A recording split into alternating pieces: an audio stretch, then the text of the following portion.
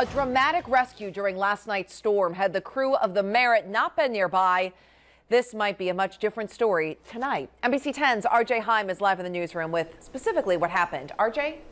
All right, Allison, the Merit is a 63-foot dragger based out of Long Island that just happened to be at the right place at the right time at the height of the storm. Tonight, the captain and one crew member talk about the rescue. The crew of the 55-foot tugboat Karen Jean is lucky to be alive tonight.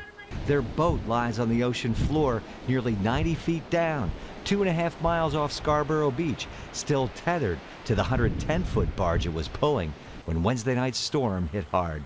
They didn't have time to don their survival suits. All four were able to put on life vests, and they were thrown into the water. 3 got in a life raft, 1 clung to the side. I didn't know who was still in the water.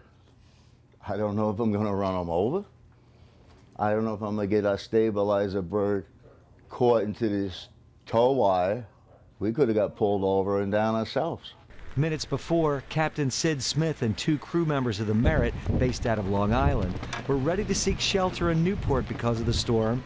Even though the weather was rough, they were fixing a broken chain used to pull in that day's catch at sea. So it actually took us a very long time to put a piece of chain together. Had that chain not broken, the crew of the Merit would have already been back in port.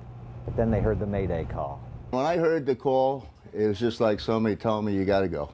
You know, because it was so that I know that nobody would last or you find them in that sea, so we went. Visibility was near zero. Shining a light in the water with the Mayday coordinates, they found the crew of the Karen Jean, shocked and desperate, and pulled him aboard on a ladder. Just about as happy as you could expect somebody to be. What'd they say to you?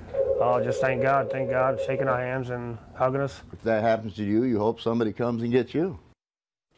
Now, the captain also told me it did happen to him once before.